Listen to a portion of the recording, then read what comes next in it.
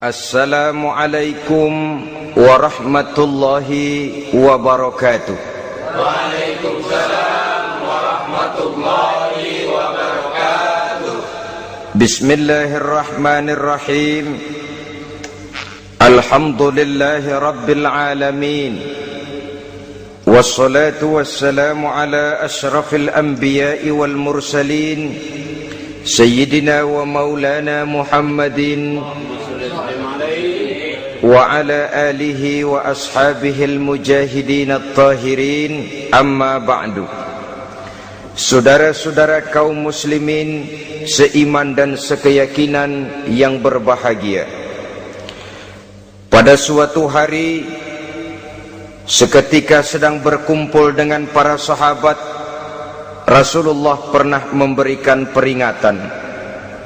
Beliau bersabda, yushiku an tada'a alaikumul umamu kama tada'al akalatu ala qas'atiha.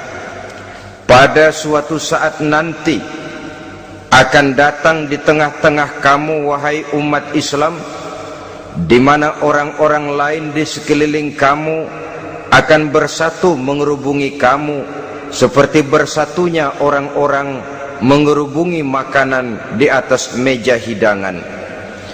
Akan datang satu saat nanti di mana kondisimu dikepung sedemikian rupa, yang barat mau menerkam, yang timur mau menghantam, yang selatan mau menginjak-injak, yang utara pun akan menjelajah. Kondisimu seperti makanan di atas meja hidangan.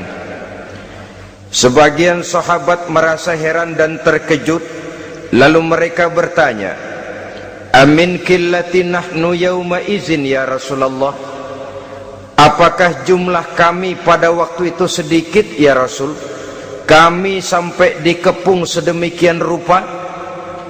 Beliau menjawab, bal antum yawma izin katsir, sama sekali tidak, kamu tidak sedikit pada saat itu, bahkan jumlahmu sangat banyak, kamu adalah mayoritas. Walakinnakum ghusa'un ka ghusa'is sail, tetapi keadaanmu saat itu persis seperti buih di lautan, banyak tetapi centang perenang, banyak tetapi tidak punya daya dan kekuatan, banyak tapi dipermainkan gelombang lautan, dihempaskan ke tepian pantai tanpa punya makna dan arti. Kondisimu pada saat itu kuantitas yang tanpa kualitas, sehingga orang lain enak saja mengepung kamu. Akidahmu didangkalkan, dibanjiri dengan peradaban dan kebudayaan yang menjauhkan dari agama. Dari segi maksiat dan munkarat seluruhnya mengepung sampai kita melepaskan nilai-nilai Islam kita ini. Dan celakanya, sambung beliau, waliyanzi'anna fi qulubi aduwikumul mahabata minkum, akan dicabut kehebatanmu di mata musuh-musuhmu, sehingga pada saat seperti itu orang lain memandangmu umat Islam enteng saja, remeh saja, tidak ada apa-apanya. Sudahlah, pokoknya umat Islam sikat saja, umat Islam enteng, umat Islam kecil, umat Islam tidak ada apa-apanya. Alangkah ironinya, alangkah menyedihkannya, memilukan dan sekaligus memalukan. Umat yang mayoritas ini dipermainkan oleh yang minoritas. Umat yang jumlahnya terbesar, terbanyak, bahkan konon menurut catatan sampai 90%, tapi dipermainkan oleh mereka kelompok-kelompok kecil ini. Waliyakzifanna fi qulubikumul wahn, pada saat itu di hatimu dicampakkanlah penyakit wahan. Sahabat kemudian bertanya, wa mal wahnu ya Rasulullah, apakah penyakit wahan itu ya Rasul? Beliau menjawab, hubbud dunya wa karahiyatul maut. Penyakit wahan itu tidak lain hubbud dunya wa karahiyatul maut, terlalu cinta kepada dunia dan terlalu takut kepada mati. materialistis dan takut resiko. Dua penyakit inilah yang menyebabkan walaupun umat ini mayoritas, tapi dipermainkan oleh yang minoritas. Walaupun dia golongan terbesar, tapi nasibnya seperti makanan di atas meja makan. Dari segala macam penjuru mau menghantam dia. Saudara-saudara kaum muslimin yang berbahagia, ini merupakan analisa sosial bahwa pada satu saat nanti akan terjadi di tengah-tengah umat di mana kita dihantam dan diserbu dari segala macam penjuru. Akidah didangkalkan, peradaban dan kebudayaan dirusak, makanan dan minuman diracuni, pakaian ditelanjangi dan lain sebagainya, sampai kita melepaskan nilai Islam yang kita cintai ini. Kondisi sosial ini satu saat akan datang kepada kita. Demikian analisa dan peringatan dari Rasulullah sallallahu alaihi wasallam. Marilah sekarang kita melihat, adalah benar bahwa di zaman sekarang kita insya Allah tidak akan mengalami perang Badar sehebat yang pernah dialami oleh Rasul dan para sahabatnya. Tetapi sesungguhnya perang yang kita hadapi di zaman sekarang ini tidak kalah hebatnya dengan perang Badar, tidak kurang dahsyatnya dengan perang Uhud, tidak kurang ngerinya dari perang Khandaq. Hanya saja yang kita hadapi sekarang ini bukan ujung pedang, bukan ujung tombak, bukan ujung panah. Yang kita hadapi sekarang ini adalah perang akidah, perang ideologi, perang mempertahankan keyakinan. Yang kalau kita kalah sekarang, kita memang masih beragama, tetapi anak kita, cucu kita, generasi yang akan hidup 5, 10, 20, 30 tahun yang akan datang, wallahu a'lam bissawab. Islam, saudara-saudaraku, tidak mungkin hilang dari dunia, tetapi tidak mustahil Islam gulung tikar dari desa kita, tidak mustahil Islam gulung tikar dari kampung dan kota kita, jikalau kita tidak menjaganya, jikalau kita tidak memeliharanya, bahkan jikalau kita tidak mewariskannya kepada anak-anak kita, generasi yang akan datang. Marilah kita mengingat sejenak bagaimana Islam di Spanyol yang pernah jaya, pernah mewarnai daratan Eropa, dan yang sekarang hanya sekedar tinggal ceritanya saja. Ini pernah diperingatkan oleh Rasul dalam satu hadis, sayati ala ummati zamanun la yabqal Islam illa ismun wala minal Quran illa rasmun.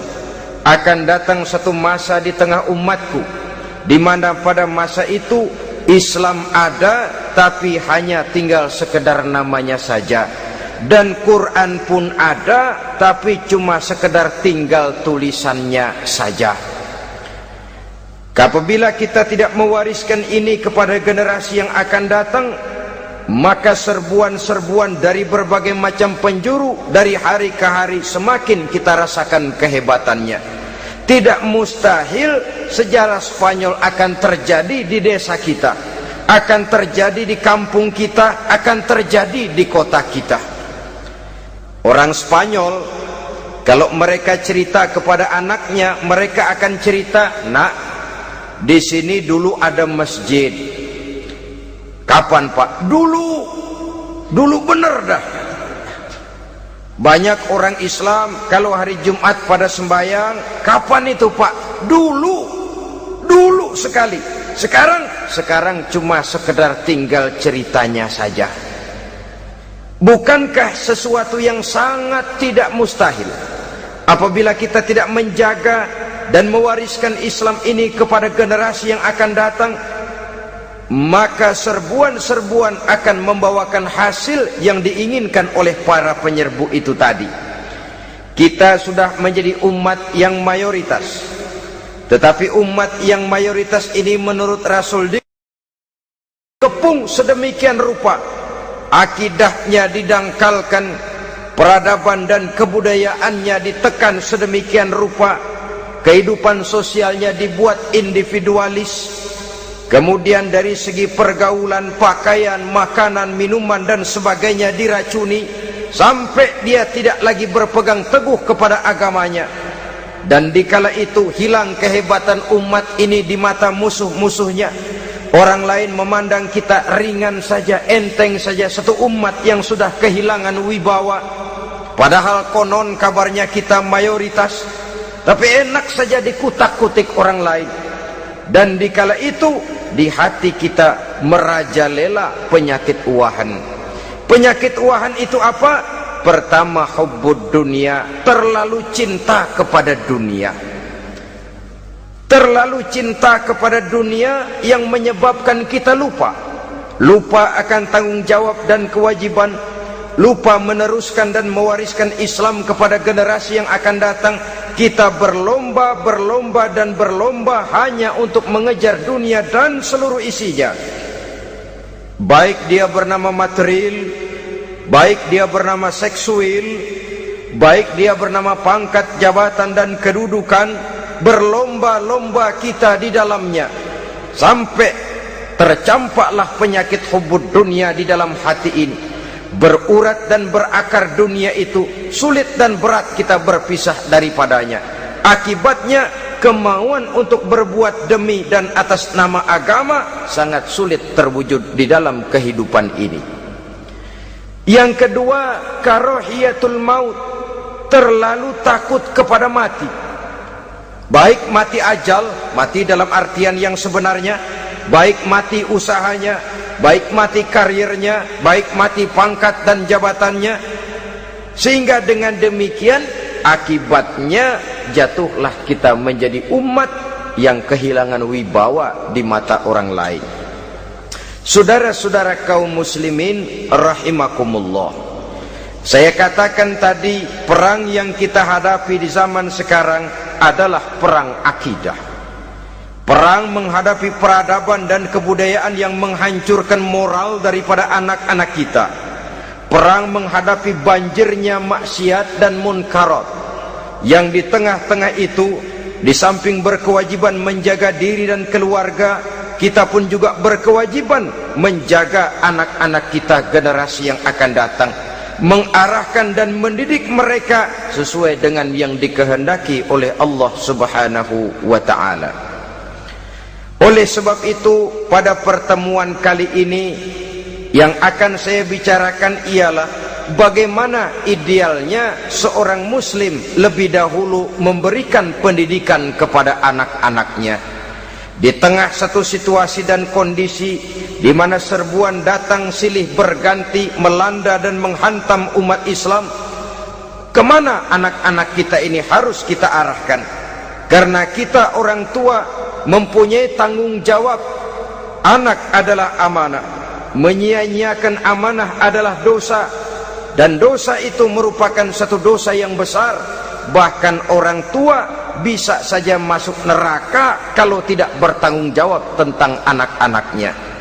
Satu riwayat menjelaskan, ada orang soleh, ngajinya cukup, solatnya cukup, puasanya cukup, zakatnya cukup, di mana ada majelis taklim hadir, baca Quran hobi, fitnah orang tidak pernah. Di akhirat setelah disidang dia ternyata lebih banyak kebaikannya daripada kejahatannya, maka dia pun diperintahkan dan dipersilahkan masuk ke dalam surga. Giliran anaknya disidang, biang okem nih anak. Ditanya, siapa Tuhanmu? Tidak tahu. Siapa nabimu? Ente nyaho. Apa kitabmu? Ora gelem. Kamu pernah sholat? Tidak. Zakat? Tidak. Puasa? Tidak. Judi? Hobi. Zina? Tiap malam. Mabuk? Berat. Wah, brengsek kamu. Kebaikan tidak ada barang sedikit pun, sementara kesalahan dan dosa berlipat ganda. Kamu neraka. Anak ini protes. Benar, saya tidak kenal siapa Tuhan saya. Saya tidak tahu siapa nabi saya tidak tahu kitab suci dan kiblat saya tidak sholat, tidak zakat, tidak puasa. Tiap malam saya judi, saya zina, saya mabuk. Tapi saya kerjakan semua itu karena saya tidak tahu dan orang tua saya tidak pernah memberitahu saya. Dia enak-enakan hadir di majelis taklim, saya nyekek botol, didiemin saja.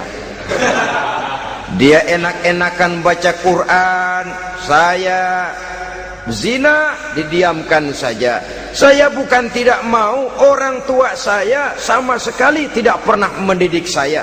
Dia mau benar sendiri. Maka kalau sekarang saya harus masuk ke dalam neraka, saya menuntut agar orang tua saya ikut sama-sama bergabung dengan saya ke dalam neraka. Gara-gara dia tuh saya jadi begini. Orang tuamu yang mana? Tuh, yang barusan mau ke surga. Ini orang tua yang sudah mau berangkat ke surga dipanggil. Sebentar dulu mas. Ini benar anak kamu? Iya pak. Waktu di dunia kamu tidak pernah ajarin dia ngaji? Sampai dia tidak kenal Tuhannya, tidak kenal nabinya, tidak kenal kiblat dan kitab sucinya? Iya pak. Dia tidak sholat, kamu diamkan saja. Dia tidak puasa, tidak zakat, kamu bersikap masa bodoh. Bahkan dia judi, dia zina, dia mabuk, kamu pun berdiam diri saja. Iya pak. Tahukah kamu bahwa anak ini adalah amanah? Menyia-nyiakan amanah artinya khianat, dan khianat adalah dosa yang sangat besar. Kamu tidak bertanggung jawab, maka kamu, anakmu gabung ke dalam neraka. Saudara-saudara kaum muslimin rahimakumullah, itu sebabnya Allah pesan benar-benar, ya ayyuhalladzina amanu qu anfusakum wa ahlikum nara. Hai orang-orang yang beriman, jaga dirimu dan keluargamu, istri, anak, orang-orang yang menjadi tanggung jawab dan kewajiban kita, jaga dan pelihara mereka dari api neraka. Saudara-saudara kaum muslimin, lalu kalau kita orang-orang tua yang hidup di zaman sekarang ini sudah sering beristighfar, mengurut dada, melihat situasi, membaca peta keadaan, konon tantangan yang akan dihadapi oleh anak-anak kita 15, 20, 25 tahun yang akan datang jauh lebih berat dari apa yang kita hadapi sekarang ini. Maka adalah wajar jika kita sebagai orang tua yang cinta kepada agama, cinta kepada anak-anak kita, berpikir untuk mewariskan nilai-nilai yang luhur ini kepada anak-anak kita generasi yang akan datang. Bagaimana pada mulanya kita harus mendidik mereka? Mari kita telusuri apa yang dicontohkan oleh Al-Quranul Karim. Orang-orang tua bijaksana yang diceritakan dalam Al-Quran, kalau sudah berpikir tentang anak-anaknya generasi yang akan datang, pendidikan pertama yang diberikan kepada anaknya ternyata adalah persoalan akidah. Nabi Ibrahim, pertanyaan yang paling merisaukan beliau buat anak cucunya ialah, ma ta'buduna min ba'di. Saudara bisa lihat surah Al-Baqarah ayat 133.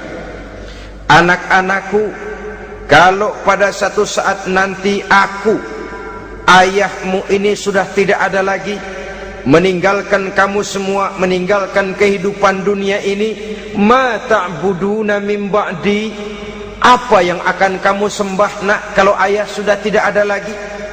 Jikalau ayahmu sekarang masih rajin ke masjid, melakukan rukuk dan sujud, i'tikaf dan membaca Quran, kalau satu saat ayahmu meninggalkan dunia ini, masihkah engkau mau ke dalam masjid? Masihkah engkau rukuk dan sujud? Masihkah engkau i'tikaf? Ma ta'buduna min ba'di, apa yang akan kamu sembah kalau aku ayahmu tidak ada lagi nak? Ditanamkan bukan hanya keyakinan bertauhid, sekaligus juga menyembah kepada Allah yang kita yakinkan dengan tauhid itu tadi. Bukankah berbeda dengan kita kebanyakan orang tua sekarang? Kita tidak pernah berpikir ma ta'buduna min ba'di. Kalau bapak tidak ada, kamu nyembah apa nak? Kita orang tua sekarang pagi-pagi malah berpikir ma ta'kuluna min ba'di. Kalau bapak enggak ada, kamu nanti makan apa nak? Bukan nyembah apa yang kita pertanyakan, bukan nyembah apa yang kita khawatirkan, makan apa nak? Maka yang dicari lalu sekolah-sekolah yang bonafit, yang tidak peduli apakah itu merusak imannya, mematikan akidahnya, menghancurkan keyakinannya. Yang penting ada jaminan hari depan bisa dapat lapangan kerja. Akibatnya berduyun-duyun orang-orang tua muslim menyekolahkan anaknya di sekolah-sekolah yang bukan Islam, yang nyata-nyata membahayakan akidahnya, dididik dengan kultur dan budaya yang bertentangan dengan nilai-nilai agamanya. Bukankah ini berarti merelakan anak untuk dikafirkan? Bukankah ini artinya menyerahkan anak untuk ditulis menurut selera para pendidik yang tidak sesuai dengan nilai akidah yang dimilikinya? Mengapa kita tidak berpikir seperti Nabi Ibrahim, yang sebelum memberikan pendidikan kecerdasan, sebelum pendidikan matematika, IPS, PSPB dan disiplin ilmu lainnya, yang pertama ditanamkan ma ta'buduna min ba'di. Kalau ayahmu tidak ada, kamu menyembah apa nak? Menyembah Allah apa nanti malah menyembah harta? Menyembah Allah apa nanti malah mendewa-dewakan pangkat dan jabatan? Menyembah Allah apa malah nanti menyembah alam? Itu yang dikhawatirkan Nabi Ibrahim kepada generasi yang akan datang. Dan itu saudara-saudara yang seharusnya mengkhawatirkan kita kepada anak-anak kita, generasi yang akan datang. Lihatlah serbuan akidah di zaman sekarang ini. Dimanfaatkan kemiskinan kita umat Islam. Diberikan kita tawaran berupa beras, pakaian, obat-obatan, kalau perlu beasiswa, asal bisa melepaskan keislaman kita ini. Bertahap, sedikit demi sedikit, step by step, shibran bi shibrin wa zira'an bi zira'in. Dan harus saya ingatkan, orang di zaman sekarang tidak mungkin menghantam Islam secara frontal. Tidak mungkin menghantam Islam terang-terangan, apalagi mengerahkan satuan militer. Tidak. Orang berhitung bagaimanapun kondisi dan kualitasnya umat Islam, mereka masih punya satu modal penting, fanatisme agama. Kalau ini disulut, api jihad segera berkobar, dan hanya maut yang bisa menghentikan orang yang dibakar dengan semangat jihad. Orang tahu itu.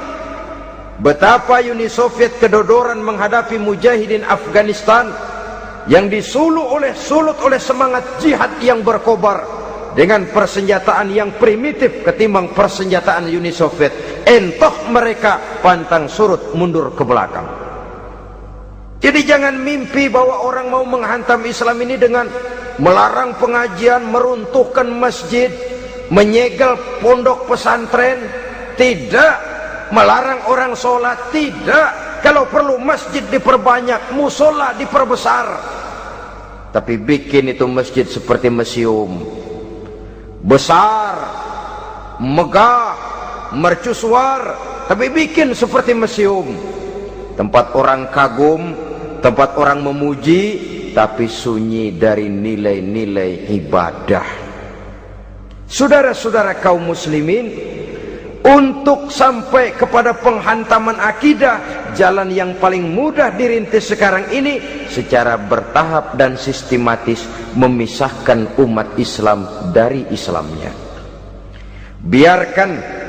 Biarkan mereka bernama muslim, biarkan di atas kartu penduduknya tertulis agama Islam, tapi tanamkan budaya-budaya yang menyebabkan cara bergaul mereka, cara berumah tangga mereka, cara bertetangga mereka, sampai kepada cara mereka berpakaian, cara mereka bergaul, cara mereka makan dan minum, cara mereka mendidik dan menyekolahkan anak sama sekali tidak lagi mencerminkan nilai-nilai yang islami.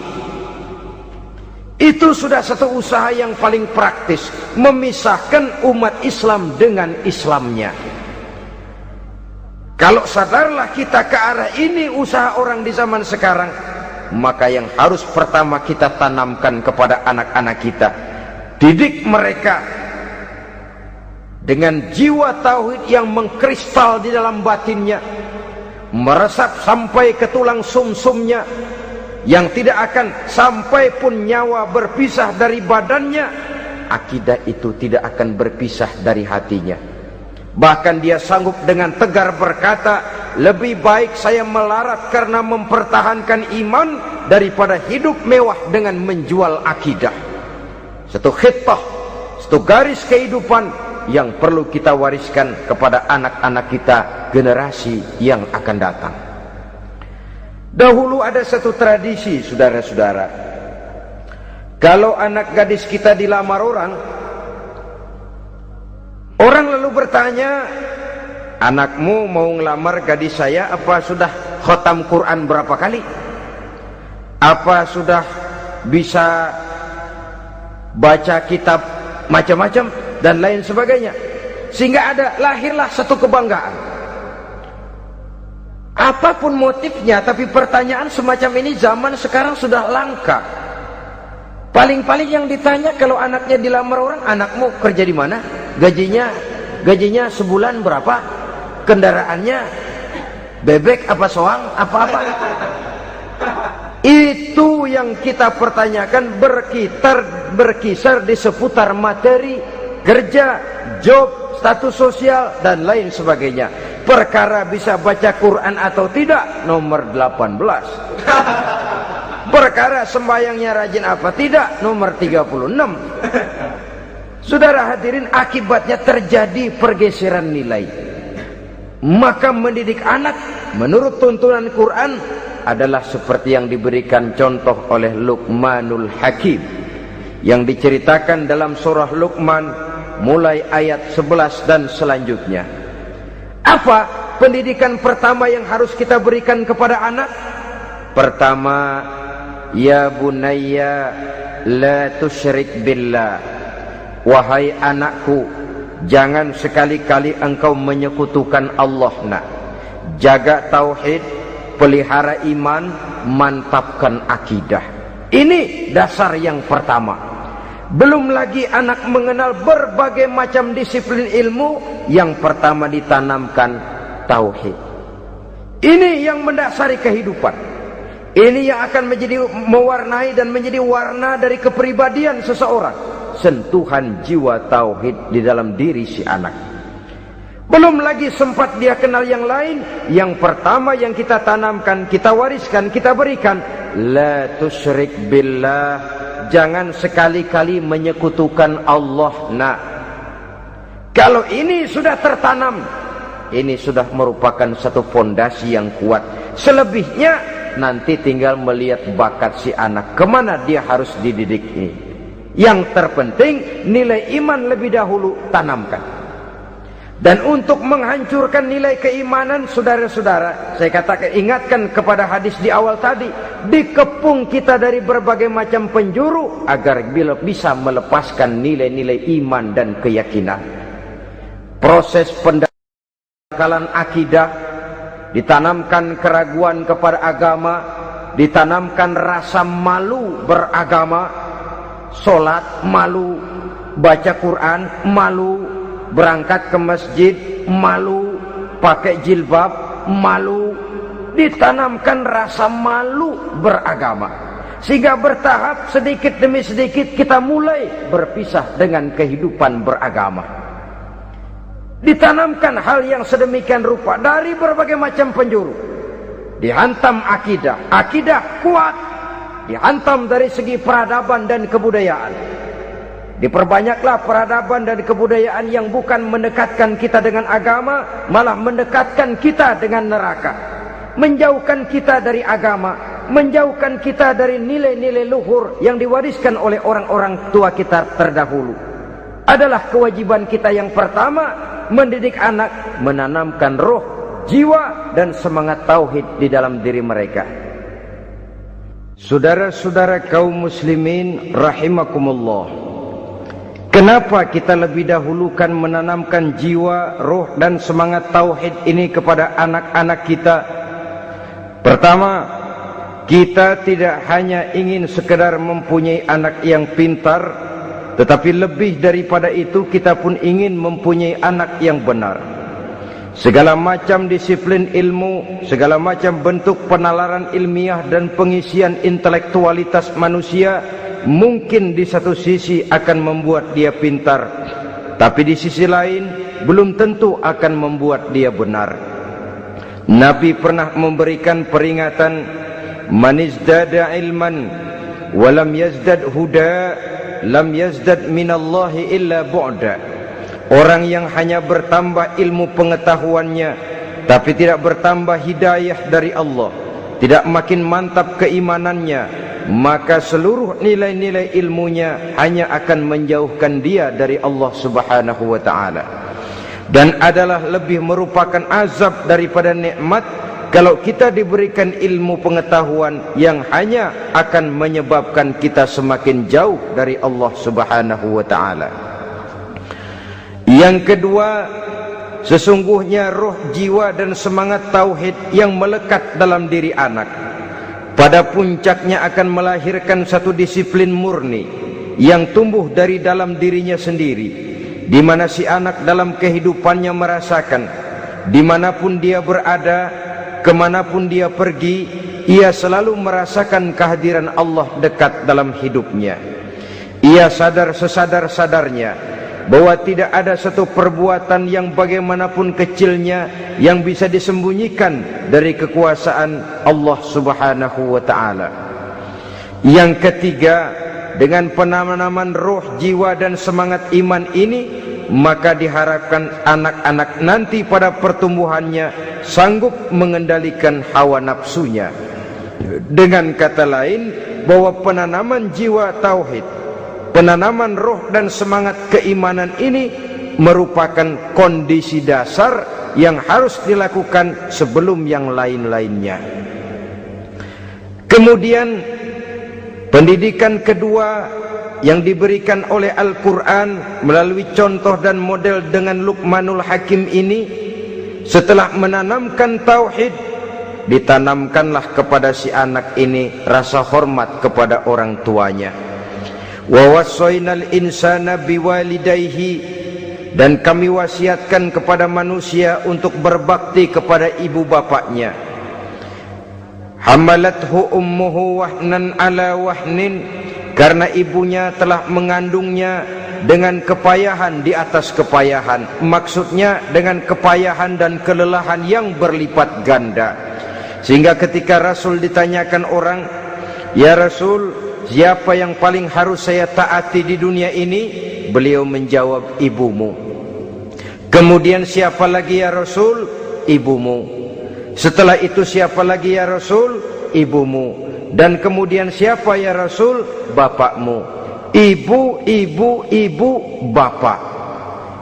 Bahkan al-jannatu tahta aqdamil ummahat, surga berada di bawah telapak kaki ibu. Bagaimana menanamkan rasa hormat kepada orang tua di hati anak? Tentu yang pertama, bagaimana orang tua bisa memberikan keteladanan. Marilah kita sebagai orang-orang tua ini menyadari bahwa sebelum anak kenal sekolah dasar, sebelum anak kenal TK, ibtidaiyah, sanawiyah sampai kepada perguruan tingginya, yang pertama dia kenal adalah lingkungan rumah tangganya, gurunya adalah ibu bapaknya. Di sini berlakulah apa yang dinamakan keteladanan. Keteladanan jauh lebih berhasil daripada sekedar teori-teori yang muluk. Keteladanan jauh lebih berhasil daripada berbagai macam indoktrinasi dan penataran. Kurangnya keteladanan akan menyebabkan anak mencari pola. Apabila kita orang tua ini tidak bisa memberikan keteladanan yang baik kepada anak-anak kita, maka pada suatu saat anak-anak akan menganggap enteng dan kehilangan wibawa kita sebagai orang tua di mata mereka. Dikala itu akan sangat sulit kita membentuk kepribadian mereka. Bukankah di zaman sekarang ini kita banyak mengalami krisis wibawa, krisis figur? Ada yang karena rapotnya merah melulu, gurunya dikeroyokin. Pak guru pulang sekolah dicegat. Bahkan nyaris ada orang tua pernah dibunuh oleh anaknya sendiri. Dan lain sebagainya, kasus-kasus yang sebenarnya tidak perlu terjadi. Karena memang bukan saja bertentangan dengan nilai budaya kita sebagai bangsa, tapi juga bertentangan dengan ajaran agama kita sendiri. Krisis wibawa, krisis figur, yang juga akibatnya harus kita sadari banyak faktor yang membentuk kepribadian anak. Pergaulannya, yang dibacanya, yang ditontonnya, yang disaksikannya di dalam kehidupan. Benar kita menyekolahkan mereka, tapi berapa jam mereka di sekolah? 6 jam, 7 jam paling lama. Sedangkan mereka hidup satu hari satu malam 24 jam. Kalau cuma 7 jam di sekolah, ini berarti lebih banyak dia di luar sekolah. Dan di luar sekolah itu artinya ya rumah tangganya, ya temannya, ya lingkungan di mana dia tinggal, yang seluruhnya sangat besar pengaruhnya dalam ikut membentuk kepribadian anak-anak kita. Saya katakan tadi, di samping kita menghadapi perang akidah, kita pun berhadapan di dalam perang menghadapi peradaban dan kebudayaan yang bukan saja menjauhkan kita dari agama, tetapi sanggup menghancurkan moral daripada anak-anak kita. Secara pribadi, saudara-saudara, saya iri, saya kagum misalnya dengan kemajuan yang diperoleh oleh negara tetangga kita, Jepang misalnya. Padahal tahun 45 ia pun hancur lebur oleh meledaknya atom di Hiroshima dan Nagasaki. Tapi bagai satu tenaga raksasa kemudian Jepang bangkit menjadi satu negara superpower di Asia. Bahkan gurunya saja Amerika sekarang ini kewalahan menghadapi perang dagang dengan Jepang ini. Dan yang menarik, Jepang bisa maju dan modern dengan tetap menjadi Jepang, tanpa harus kehilangan identitasnya sebagai satu bangsa, tanpa harus kehilangan kepribadiannya sebagai satu bangsa. Sebagai negara yang sedang berkembang, kita sering latah. Kita ingin meniru Barat, tapi bukan teknologinya, westernisasinya yang kita tiru. Bukan isinya, kulitnya yang kita ambil. Akibatnya apa? Modernnya belum, orangnya sudah Barat. Bergaulnya sudah cara Barat, berumah tangganya sudah cara Barat, berpakaiannya sudah cara Barat, mendidik anaknya sudah cara Barat. Di mana ketemu orang tua cukup hello daddy.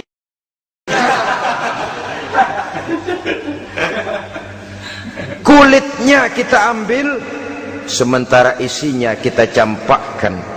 Ironi dan menyedihkan. Padahal kita sesungguhnya bisa maju dan modern, bisa mengejar segala ketinggalan dan keterbelakangan kita dengan tetap menjaga nilai-nilai luhur budaya kita sebagai satu bangsa, mengambil isinya, dan kalau memang tidak perlu lalu mencampakkan kulitnya. Pengaruh peradaban dan kebudayaan yang menghancurkan moral daripada anak-anak kita oleh pesatnya arus teknologi, oleh pesatnya arus komunikasi, di mana hal-hal yang terjadi di belahan dunia lain dapat kita saksikan hari ini juga melalui layar televisi. Yang terjadi di Amerika, di Eropa, di Afrika, di ujung dunia yang paling ujung sekalipun, di ujung dunia yang paling ujung, hari ini kejadian, hari ini sudah bisa kita saksikan. Pesatnya arus komunikasi, kalau jatuh ke tangan anak-anak kita yang belum mempunyai filter daya saring positif, akan dicerna oleh mereka tanpa memilah dan memilih. Akibatnya orang kampung bilang kelolodan. Makan nggak dikunyah lagi, tentu saja akhirnya kelolodan, dan kalau sudah kelolodan menyusahkan kita seluruhnya. Oleh karena itu budaya menghormati orang tua perlu dijaga, perlu dipelihara dan diwariskan kepada anak-anak kita. Tali silaturahmi sehingga ada respeknya kepada orang tuanya. Jangan bapaknya dianggap CS, ibunya dianggap CS, kakeknya dianggap CS. Hilang rasa respek, hilang rasa menghormati. Sementara orang tua sendiri tidak bisa memberikan keteladanan, kurang mendapat perhatian dan lain sebagainya. Apalagi kalau baik ibu maupun bapak adalah orang-orang karier yang setiap hari sibuk menghadapi tugas masing-masing. Bapak sibuk rapat, pindah kantor sana kantor sini, ibu sibuk arisan, besarlah anak-anak di tangan pembantu dan lain sebagainya, sehingga dia merasa kurang mendapat perhatian, dan ini akan ikut membentuk warna dari kepribadian yang dimilikinya. Sampai kepada pelosok-pelosok desa, jaringan televisi memang menguntungkan. Tapi kalau sudah sampai kepada menayangkan budaya-budaya yang tidak sesuai dengan pola di mana mereka tinggal, pola lingkungannya, dan ingin mereka terapkan dalam kehidupan, ironi dan menyedihkan. Maka sering dikatakan, jikalau ABRI masuk desa, rakyat beruntung. Jikalau listrik masuk desa, rumah jadi terang. Jikalau koran masuk desa, rakyat jadi cerdas. Jikalau hakim masuk desa, rakyat lalu sadar hukum. Tapi jikalau maksiat dan munkarat masuk desa, minuman keras masuk desa, judi masuk desa, pelacuran masuk desa, rakyat tentu kiamat. Dan kita harus punya budaya untuk memilah dan memilih, mempunyai filter untuk jadi daya saring positif. Oleh karena itu saudara-saudara, tahap kedua setelah menanamkan jiwa tauhid kepada anak, tanamkan rasa hormat kepada orang tuanya. Orang tua itu ibu bapaknya, orang tua itu guru-gurunya yang mengajarkan dia, atau yang dianggap tua yang lebih senior dari dia. Karena tidak ada satu peradaban yang berdiri sendiri. Bagaimanapun maju dan modernnya kita sekarang, tentu merupakan mata rantai yang berkaitan dari generasi terdahulu. Ini yang kedua. Setelah tauhid, berbakti kepada ibu dan bapak. Tidak ada satu kebahagiaan yang bisa ditegakkan di dunia ini tanpa doa, tanpa restu daripada ibu dan bapak. Ini keramat hidup. Doanya dikabul Allah, dan kutuknya juga dikabul oleh Allah subhanahu wa ta'ala. Jadi mendidik anak setelah menanamkan jiwa tauhid, menanamkan rasa hormat dan taat berbakti kepada ibu bapaknya. Itu yang kedua. Kemudian yang ketiga, melalui model Luqman, Quran mendorong kita untuk mendidik anak, menanamkan etika otonom. Apa itu? Ya bunayya, innaha intaku mithqala habbatin min khardalin, fatakun fi sakhratin aw fis samawati aw fil ardi, ya'ti biha Allah. Wahai anakku, sesungguhnya kalau ada satu kebaikan yang kamu kerjakan, kecil, tidak nampak oleh pandangan mata yang zahir, yang kecil itu tersembunyi di puncak langit, di dasar bumi yang paling dalam, atau di tengah batu hitam sekalipun, Allah pasti mengetahuinya dan pasti akan memberikan balasan yang seadil-adilnya. Pendidikan apa ini? Pendidikan moral, menanamkan etika otonom. Nah, kau berbuat baik jangan karena dilihat orang. Kau tidak mau melakukan kejahatan, jangan cuma karena ada polisi. Kalau ada polisi kau tidak mau jahat, kucing juga begitu. Coba lihat kucing, taruh ikan asin di piring kaleng, tongkrongin, aduh kucing kalem, sopan, tenang. Sedikit kita lengah, habis ikan digarap. Tapi ditanamkan satu kesadaran, kemanapun kau pergi nak, apapun yang kau kerjakan, tersembunyi di tengah batu di dasar bumi, di puncak langit, Allah pasti tahu. Dalam bahasa yang ringan, nak, kita ini diawasi oleh dua hiperkomputer yang maha sensitif, produksi langit, mereknya Rokib dan Atid. Itu komputer yang sangat peka dan sensitif. Jangankan kita berbuat, kita berniat baik saja, komputer sudah nyatat sendiri. Inilah yang orang sekarang namakan waskat, nak, pengawasan malaikat. Kalau hidup sudah merasa diawasi oleh malaikat, waskat berhasil. Tapi kalau waskat sudah diawasi malah nekat, itu yang gagal. Atau yang diawasi dan yang mengawasi sama-sama sepakat, nah, itu juga bisa cincai. Saudara-saudara kaum muslimin rahimakumullah, waskat dalam pengertian kita muslim, bagaimana hidup ini merasakan diawasi oleh malaikat.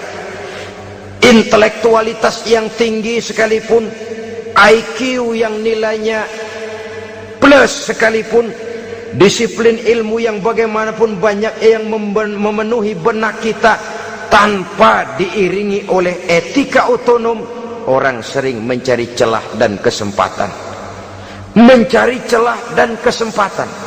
Tapi kalau sudah merasa, kemanapun saya pergi, dimanapun saya berada, kebaikan bagaimanapun sekecilnya saya lakukan, toh Allah pasti akan memberikan balasan. In khairan fa khairun, wa in syarran fa syarrun. Jikalau baik, baik balasan yang kita terima. Jikalau jahat, jahat kejahatan yang kita terima. Kalau sudah ke arah ini kita berpikir, maka sesungguhnya kalau kita berbuat baik kepada orang lain, hakikatnya kita sudah berbuat baik kepada diri kita sendiri.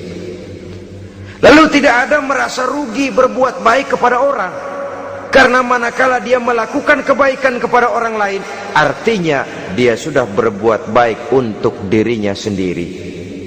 Jadi setelah tauhid, kemudian berbakti kepada ibu bapak, yang ketiga baru pendidikan tentang akhlak, tentang moral. Pola ini yang sering terlupakan oleh kita, bahwa bagi kita itu pendidikan tidak lain upaya mencerdaskan otak anak. Jangan sampai sebab ini kelihatannya pembangunan makin maju, persaingan hidup makin tajam, tensi ekonomi semakin tinggi, sementara jumlah tenaga kerja dengan lapangan kerja yang tersedia jauh dari mencukupi. Jikalau tidak membekali anak dengan pendidikan yang menunjang lapangan pekerjaan, orang tua khawatir, takut sekali anaknya jadi gelandangan. Dikhawatirkannya kehidupan dunia ini, sementara dia lupa kalau anaknya bisa jadi gelandangan di akhirat. Padahal selama-lamanya gelandangan di dunia, paling seumur manusia itu 60 tahun, 70 tahun lah umur orang sekarang. 70 itu sudah luar biasa itu. Tapi kalau harus menggelandang di akhirat, menjadi gelandangan di akhirat, alangkah menyedihkannya. Apakah akan kita korbankan satu kehidupan yang langgeng, abadi, cuma karena tertipu oleh fata morgana dan kamuflase? Kita korbankan yang sedikit, kita korbankan yang besar karena kita memilih yang sedikit. Dalam bahasa Al-Quran memang pernah diceritakan hidup ini hakikatnya perlombaan, saudara-saudara. Perlombaan. Dan di dalam perlombaan itu ada yang menang, ada yang kalah.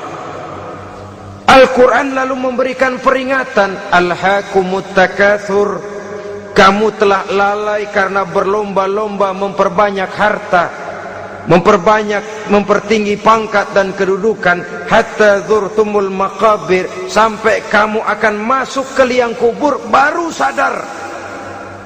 Apalagi kalau nafas sudah sampai di tenggorokan, persis Fir'aun sudah tenggelam di lautan merah, mau mampus, baru dalam sekaratnya amantu bi Rabbi Musa wa Harun, kalau begini caranya saya juga percaya kepada Tuhan Musa dan Harun, percaya kepada Allah. Sudah mau mati baru amantu bi Rabbi Musa, Kami percaya kepada Tuhan Nabi Musa, kata Fir'aun. Malaikat maut kesel bener, dilelepin terus di laut. Mampus tuh sekalian. Hidup ini memang kita berlomba. Berlomba dengan waktu, berlomba dengan umur, berlomba dengan tenaga, berlomba dengan tetangga. Yang jangankan kita sampai mundur, berhenti saja sejenak, kita akan ditinggalkan oleh yang lain. Tiada kata mundur, bahkan tiada kata berhenti. Sekali kita melangkah, melangkahlah terus. Tapi berlombalah seperti yang dikehendaki Quran. Fastabiqul khairat. Berlomba-lombalah di dalam kebajikan. Jangan berlomba-lomba di dalam kemaksiatan, kemunkaran, kejahatan.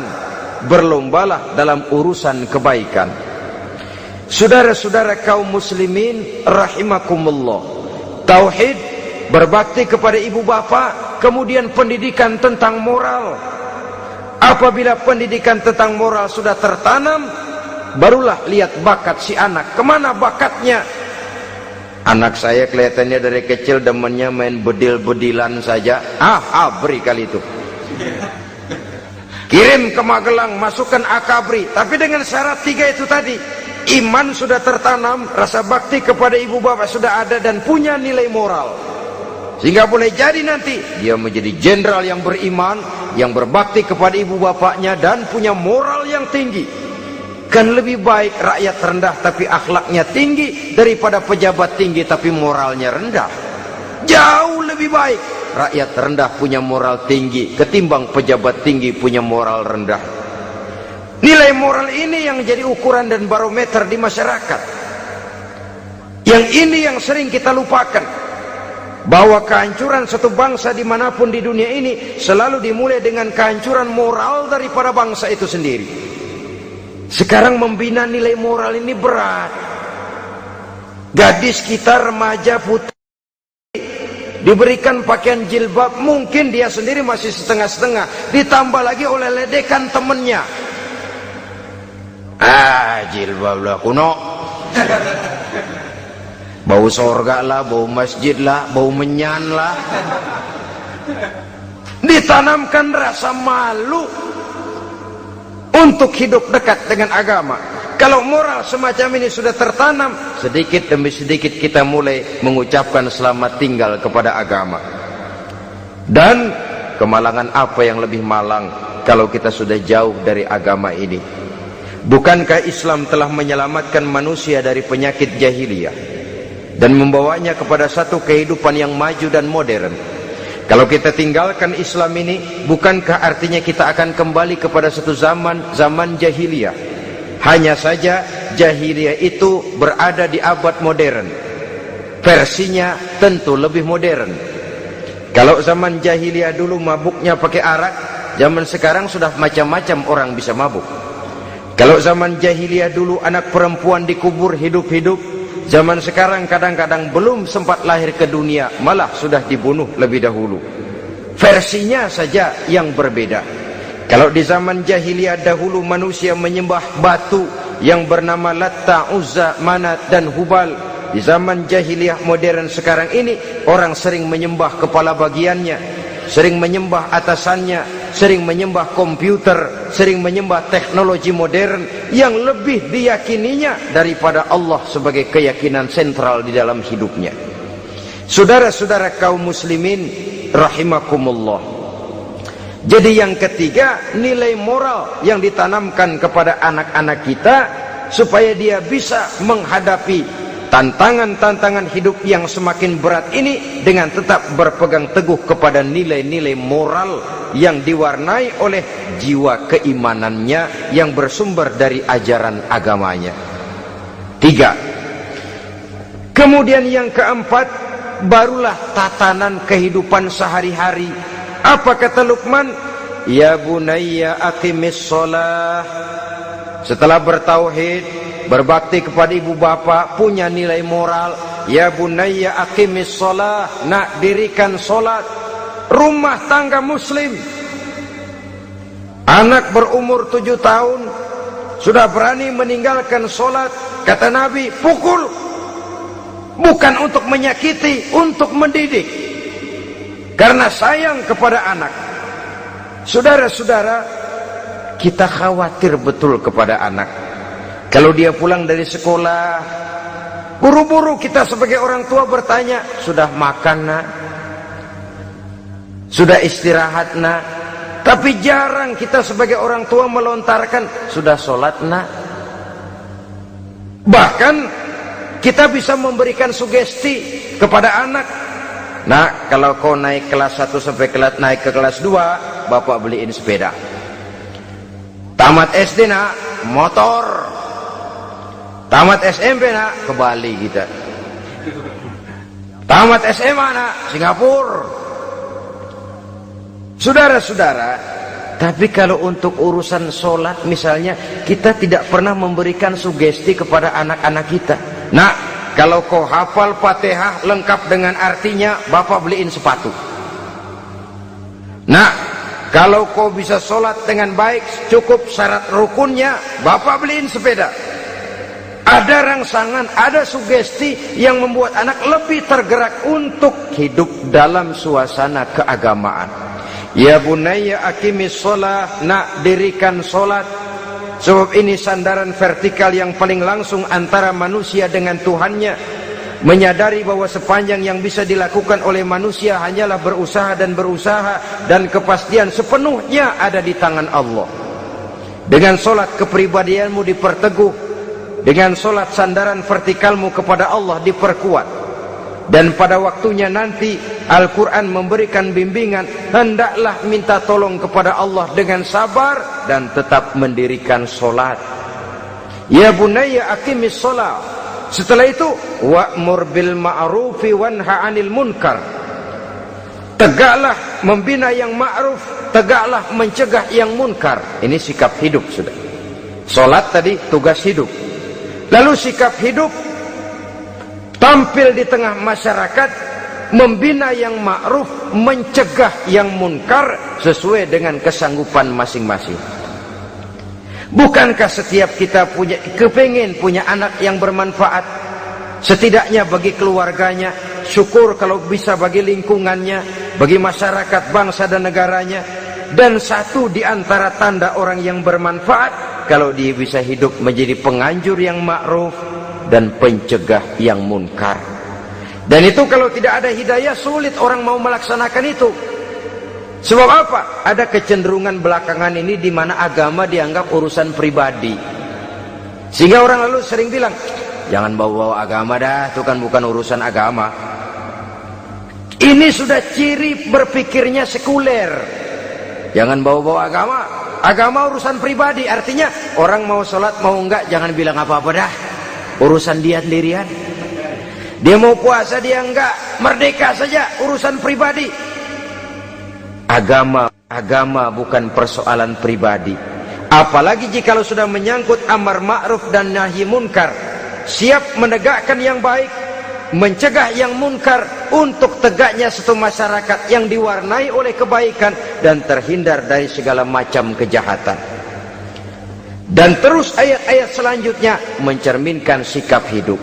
Namun yang intinya, cara mendidik anak yang baik yang dicontohkan oleh Al-Quran dengan Luqmanul Hakim sebagai model. Pertama, tanamkan tauhid. Yang kedua, tanamkan rasa hormat dan berbakti kepada ibu bapaknya. Yang ketiga, tanamkan moral, nilai akhlak yang tinggi. Setelah itu yang keempat, biasakan hidup dalam suasana keagamaan. Kontrollah sholatnya, kontrollah baca Qur'annya, kontrollah puasanya di bulan Ramadan. Ajaklah anak-anak sholat berjamaah, sehingga dengan demikian dia terbiasa oleh satu suasana yang mendekatkan dia dengan nilai agamanya. Dari sana diharapkan nilai-nilai ilmu yang didapatnya dari bangku sekolah akan menciptakan keseimbangan dengan yang ditanamkan oleh orang tuanya dalam bentuk yang dijelaskan oleh surah Luqman itu tadi. Sehingga apabila keseimbangan ini terwujud, akan menjalin keseimbangan dalam pola berpikir, dan keseimbangan dalam pola berpikir akan melahirkan keseimbangan dalam perbuatannya. Terwujudlah kita harapkan insan yang fid dunya hasanah wa fil akhirati hasanah. Inilah harapan kita semua. Mudah-mudahan Allah memberikan kekuatan kepada kita untuk mewariskan nilai-nilai yang baik kepada generasi yang akan datang, sehingga esok harus lebih baik daripada hari ini, dan lusa harus lebih baik daripada hari esok. Terima kasih atas perhatian saudara. Mohon maaf atas segala kekurangan. Usikum wa nafsi bitaqwallah. Wassalamualaikum warahmatullahi wabarakatuh.